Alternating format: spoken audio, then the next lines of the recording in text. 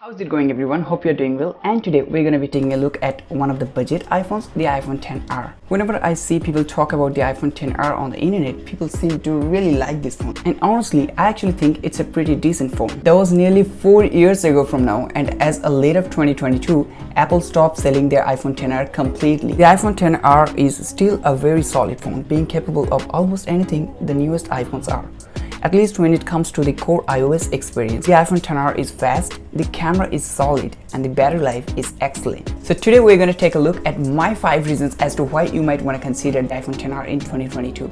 So first of all, it is because it is one of the cheapest notched iPhone. Now for those of who remember when this iPhone was released, you will remember that it was actually the budget alternative to the iPhone XS, which was the flagship of that year. It was the first budget notched iPhone because before that all of the notched iPhone had been about $1,000 or more. In 2018, the iPhone XR was the most accessible iPhone. Instead of having a 5.8 inches OLED screen, they had a 6.1 inches LCD screen. Also has one camera instead of the standard 2 at the time. Overall, this led to a cheaper iPhone. In 2022, it's even cheaper. Furthermore, buying a used iPhone XR is actually probably easier than buying a used iPhone XS. The next reason why you might want to consider to buy the iPhone XR in 2022 is simply because it has a pretty crowd-pleasing screen or display. OLED versus LCD debate is surprisingly active. I really want to get into where I stand on that personally, but a lot of people on the internet do say they actually prefer LCD screens despite not providing the contrast level of an OLED screen, purely because these screens give them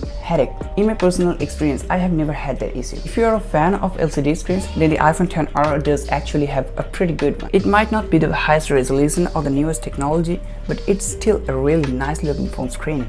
Next up, we have the camera. Now, it might be a little bit weird for me to initially include this, but I actually think the iPhone XR for most people is honestly probably the ideal camera as a phone photography enthusiast myself. I do have to remember that sometimes most people use their phone cameras just to take fun photos. For that, the iPhone XR does a fantastic job. I mean, you still do get a main and a selfie camera, you get a 4K video recording up to 60 frames per second, you get a portrait mode, and so out of the box, well, it might not have the all wages that someone like to have, like the night mode, the photographic styles and different angles, etc. I genuinely do believe that for most people who want to take photos for social media or just to catch some memories, then the iPhone XR does have a great camera. Now let's talk about the performance. With the same processor as the iPhone XS, the Apple A12 Bionic chip. Chipset might nearly be 4 years old, but it definitely doesn't feel it, and the iPhone XR runs iOS 16 flawlessly smooth, reliable, and doesn't even hardly feel any differences from my own iPhone 13. The iPhone XR was actually the best gaming phone at the time. It runs heavy games like Asphalt 9, COD, or PUBG buttery smoothly. There's little to no slowdowns, but the only minor complaint I have is that the app don't stay open in the background quite as long as I might like. That may be because of the limitation of the 3 gigs of RAM, but thanks to the crazy good optimization of the iOS. XR runs like a champ, and it isn't far off from many smartphones entering in the market. I still think the iPhone XR have a decent amount of life left in it, which very much plays into my next point, which is the value for money. The iPhone XR can nowadays be got for the iPhone XR can nowadays be got for a really good price. It was also a really good value iPhone when it was announced. I mean, seriously, there is a reason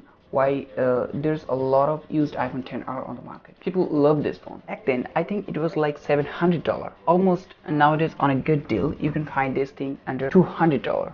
In my opinion, that's a pretty good value. And my first iPhone was a used iPhone 7. Things I've had almost $200 for that.